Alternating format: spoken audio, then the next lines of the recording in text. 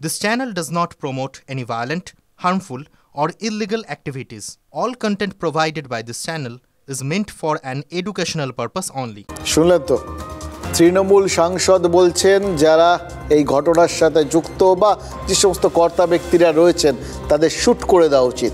গুলি মাঝামাঝি কিছু নেই। এবার এই জায়গাটায় না কোথাও গিয়ে আপনাদের মনে হবে যে এই শ্যুট করার বিষয়টা, এটা কোথায় যেন শুনেছি। ঠিক শুনেছেন, আপনার ঠিক মনে পড়েছে। অভিষেক বন্দ্যোপাধ্যায় তো এই লাইনটাই সবার সামনে এনেছিলেন। এনকাউন্টার নর্মালি শ্যুটই করে, অন্যভাবে তো করেন না কিছু। তো এইটা অভিষেক বন্দ্যোপাধ্যায় বলেছিলেন যখন ওই আরজি কর নিয়ে হাওয়া গরম হয়েছিল, যে মুহূর্তে তিলোত্তমার ধর্ষণ আর মৃত্যুর ঘটনাটা সামনে এসছিল তখনই তো তিনি সবার আগে বলেছিলেন, এবং এই স্টান্স পয়েন্ট থেকে তিনি কিন্তু এখন পর্যন্ত সরেননি। যে স্টান্স নিয়েছিলেন আরজি করে তিলোত্তমার ঘটনার ক্ষেত্রে, সেটা কিন্তু জনগণের মনের কথার সঙ্গে একদম সামঞ্জস্যপূর্ণ। এবার তারপর তিনি দেখেছেন, হয়তো মাঝখানটায় তিনি নিজেও চিকিৎসার জন্য বাইরে ছিলেন, ফলে গোটা জায়গাটায় যখন বিতর্কের মধ্যে তার দলের জড়িয়ে যাওয়া, কোথাও গিয়ে যেটা ক্ষোভ মানুষের সেটা সরকারের দিকে ঘুরে যাওয়া, এই সব কিছুর মধ্যে তার নীরবতাটা সবার চোখে পড়েছিল। কিন্তু সেটা তো স্বাভাবিক, কারণ চিকিৎসা করছিলেন তিনি। এবার ফিরে এসে তিনি কিন্তু নিরাপদ দূরত্ব থেকে গোটা ব্যাপারটা দেখেছেন, তো ফলে সেটাকে হয়তো বিশ্লেষণও করেছেন এবং বুঝেছেন যে কোন জায়গাটায় দলের কিছুটা হলেও ক্ষতি হয়েছে। তাই জন্যই সম্ভবত অভিষেক ঠিক করেছেন যে তার নির্বাচনী ক্ষেত্রের 1000 ডাক্তারের সঙ্গে বৈঠক করবেন। ডায়মন্ড হারবারের সেই বৈঠকে যেরকম সিনিয়র ডাক্তাররা থাকবেন, সেরকম জুনিয়র ডাক্তাররাও থাকবেন। এছাড়া বেসরকারি হাসপাতালের চিকিৎসকরাও নাকি থাকবেন বলে কথা দিয়েছেন। এখানেই শেষ নয়, ফুটবল টুর্নামেন্ট না করে এবার ডায়মন্ড হারবারে হেলথ ক্লিনিক ক্যাম্প করবেন বলে ঠিক করেছেন অভিষেক বন্দ্যোপাধ্যায়। কি বোঝাতে চাইছেন তিনি? খুব স্পষ্ট বার্তা।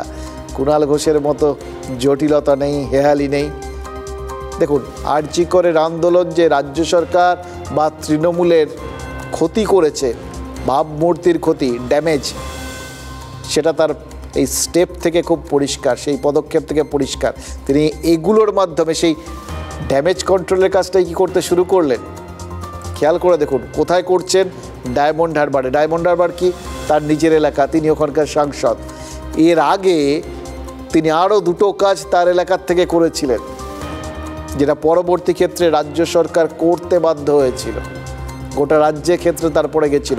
শুরু করেছিলেন ডায়মন্ড হারবারে 100 দিনের টাকা, যেটা তার দাবি ছিল যে কেন্দ্র বঞ্চনা করছে বলে সাধারণ মানুষ পাচ্ছে না, যার জন্য তিনি ওই 100 দিনের কাজে শ্রমিকদের নিয়ে গিয়ে দিল্লিতে পর্যন্ত আন্দোলন করেছিলেন।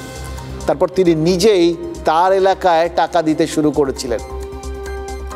আবাসের ক্ষেত্রেও তো একই কথা বলেছিলেন, এবং পরবর্তী ক্ষেত্রে গোটা রাজ্যে কিন্তু সরকার সেই একই পদক্ষেপ নিতে বাধ্য হয়। এবারও কিন্তু ডায়মন্ড হারবার দিয়ে এই কাজটা করার উদ্যোগ নিয়ে তিনি কি রাজ্যকেও ইঙ্গিত দিলেন যে রাজ্যেরও এই স্টান্সটাই নেওয়া উচিত, এটা সঙ্গে থেকে এটাকে সামলাতে হবে, এটাকে বিরোধিতা করে সামলাতে গেলে গণ্ডগোল হবে। দেখুন, মমতা বন্দ্যোপাধ্যায়ের আগে চিকিৎসকদের সাথে বৈঠক করেছেন, মুখ্য সচিব বৈঠক করেছেন, কিন্তু সেগুলো প্রশাসনিক বৈঠক এবং কোনোভাবে সেগুলোতে সদিচ্ছা নিয়ে প্রশ্ন উঠেছে। কুণাল ঘোষ বিভিন্ন সময়ে চিকিৎসকদের বিভিন্ন শিবিরের সাথে বৈঠক করেছেন। অনেকেই বলেন যে সেই বৈঠকগুলোর জন্যই নাকি আরজি করের আন্দোলনটা খানিকটা হলেও দিগ্ভ্রান্ত হয়েছে, সেটাকে সামলানো সুবিধে হয়েছে। কিন্তু অভিষেক বন্দ্যোপাধ্যায়ের বৈঠক, সেখানে কি হবে? ডাক্তারদের সামনে কি আর তারপর তৃণমূল বিরোধিতার রাস্তাটা খোলা থাকবে, নাকি স্বাস্থ্যকে সম্পদ করে তৃণমূলকে নতুন রাস্তা দেখাবেন অভিষেক বন্দ্যোপাধ্যায়? দেখুন, এই রাস্তাটা বারবার তিনি দেখাচ্ছেন এবং রাজ্য কিন্তু সেই রাস্তায় চলছে। হয়তো কোথাও গিয়ে তাদের ইমেজ শুধরানোর একটা বড় পরিস্থিতিও তারা তৈরি করে ফেলতে পারছে এই চাপটাকে মেনে নিয়ে। এবার কেউ কেউ বিরোধীরা অন্য কথা বলবেন, এই যে বারবার এইভাবে একটা অন্য রাস্তা দেখানো, একটা সদিচ্ছা দেখানো, এই সদিচ্ছাটা যদি কোনো দলের রাজনীতিক দেখান, তখন বিরোধী দলের রাজনীতিক কি বলে এটা কুমির ছানা দেখাচ্ছে। এটা নতুন কিছু না, মুশকিল একটাই, এটা রাজনীতিকরাও জানেন, একই কুমির ছানা বারবার দেখালে মানুষের মনেও তো একটা সময় প্রশ্ন জাগে, বাকিগুলো আছে তো। দেখুন, রায়গঞ্জে এইমস চালু করতে চায় বিজেপি। এদেশের স্বাস্থ্য পরিকাঠামোয় এইমসের গুরুত্বটাকেও অস্বীকার করতে পারবেন না। সরকারি খরচে, মানে এক সরকারি ব্যবস্থায় নিয়ন্ত্রিত খরচ বলতে পারেন, প্রায় বেসরকারি হাসপাতালের মতো সুযোগ সুবিধা পাওয়া যায় ওখানে, এই all India institute of medical সায়েন্সে। কিন্তু সুযোগ আর সুবিধা, এই দুটো বিষয় যদি রাজনৈতিক দৃষ্টিকোণ থেকে বিচার করুন, তাহলে কি দেখবেন দুটো বিষয় মাথার মধ্যে রাখাটা খুব জরুরি হয়ে দাঁড়াচ্ছে। এক, সেই সুযোগ আপনাকে, সেই সুবিধা আপনাকে কে দিচ্ছে, আর দুই, সেই সুযোগ সুবিধার বদলে সে কি চাইছে। কারণ ওই এমনি তো রাজনীতিতে কিছু হয় না, রাজনীতি এমনি কিছু দেয় না, সেদের যে দলই হোক না কেন। শাসক দল শাসন করে, বদলে রিটার্ন গিফটের আশা করে, মানে শাসক আপনাকে প্রশাসনিক সুযোগ সুবিধা দেবে, মানে এগুলোই আপনার প্রাপ্য, এর জন্যেই আপনারা ভোট দিয়ে শাসককে শাসক বানান আর কি। কিন্তু তারা মনে করে এটা তারা দিচ্ছে, সুতরাং আপনার কৃতজ্ঞ থেকে আবার ভোট দেওয়া উচিত। এটাই রাজনীতির বেসিক, মানে একদম গোড়ার কথা। তো এই উত্তর দিনাজপুরের এইমসের বিষয়টাও তো রাজনীতির গোড়ার সঙ্গে জড়িয়ে। কেন্দ্রে তখন ইউপিএ সরকার, প্রথম ইউপিএ সরকারকে বাইরে থেকে সমর্থন করেছিল বামেরা, এমনি নয়, ওই যে বললাম এমনি বলে কিছু হয় না রাজনীতিতে।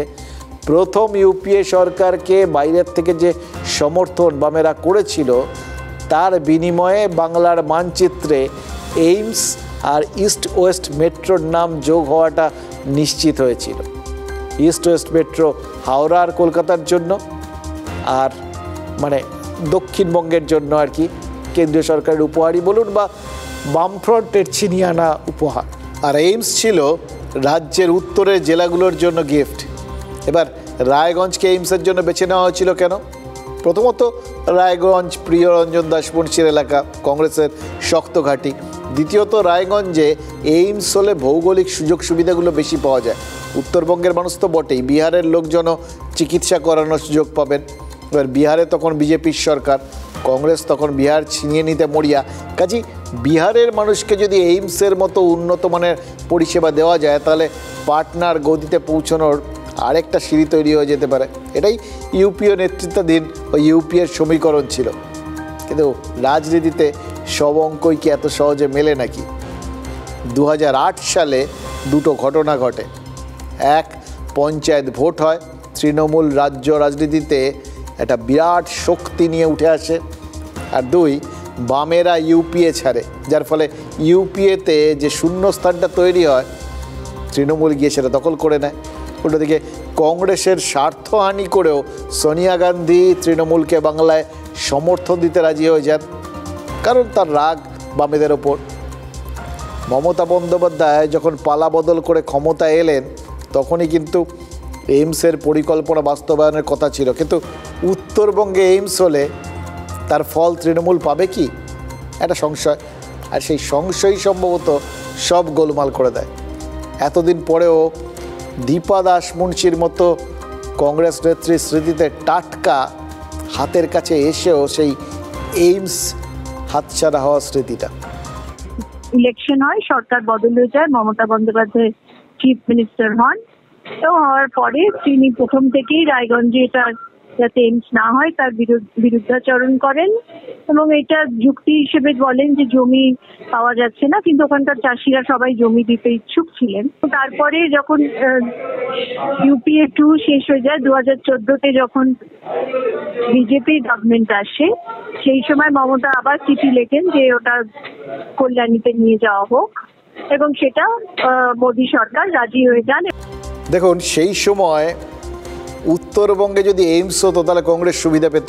কংগ্রেস যাতে সুবিধা না পায়, তাই কল্যাণীকে বেছে নিয়েছিলেন মমতা বন্দ্যোপাধ্যায়। কে বললেন? দীপাদাংশু মুন্সি। অর্থাৎ রাজনৈতিক লাভ ক্ষতির অঙ্কেই রায়গঞ্জের বদলে কল্যাণী এইমস পেয়েছিল, এটাই ধরে নিতে হবে এই নেতা নেত্রীদের বক্তব্য যদি ধরেন। আর সেখান থেকেই তো আপনাদের ভাবতে বসতে হবে যে এতদিন পর তাহলে ফের সেই রায়গঞ্জে কেন এইমস করতে চাইছে বিজেপি। এবার বিজেপি প্রথমত উত্তরবঙ্গ এখন বিজেপির শক্ত ঘাঁটি, দ্বিতীয়ত আগামী বছর বিহারে বিধানসভা ভোট, বিহার পুনর্দখল করতে রায়গঞ্জের এইমস কিন্তু বিজেপির কাছে অন্যতম অস্ত্র হতে পারে, ঠিক যেটা তখন ইউপিএ সরকার ভেবেছিল। তাহলে কি দাঁড়াচ্ছে, একটা এইমস বিজেপিকে দুই রাজ্যে ক্ষমতা দখলের রাস্তা করে দিতে পারে। অন্তত একটা রাজ্যে ক্ষমতা দখল না হলেও একটা রাজ্যে দখল আর আরেকটা রাজ্যে নিজেদের যে ঘাঁটিটা শক্ত আপাতত সেইটাকে আগলে রাখার শক্তি দিতে পারে। এরকম একটা অব্যর্থ অস্ত্র প্রয়োগের সুযোগটা বিজেপি কেন হাতছাড়া করবে? কিন্তু প্রশ্ন তো একটাই, যে মমতা বন্দ্যোপাধ্যায় ইউপিএ জমানায় রায়গঞ্জে এইমস করতে দেননি, সেই সময় কেন্দ্রীয় প্রতিমন্ত্রী হওয়া সত্ত্বেও দীপাদাস মুন্সির কোনো যুক্তিকে আমল দেননি, সেই মমতা বন্দ্যোপাধ্যায় সরকার এখন যদি রায়গঞ্জে এইমস করতে দিতে রাজি হয়ে যায় তাহলে কি হতে পারে? নিশ্চয়ই তলায় তলায় বোঝাপড়ার অভিযোগ করতে পারে বামেরা। সেই অভিযোগ কি কংগ্রেসও তুলতে শুরু করবে, যাকে সেটিং বলে? সেই সেটিং তত্ত্বই কি আবার প্রাসঙ্গিকতা পেয়ে যাবে?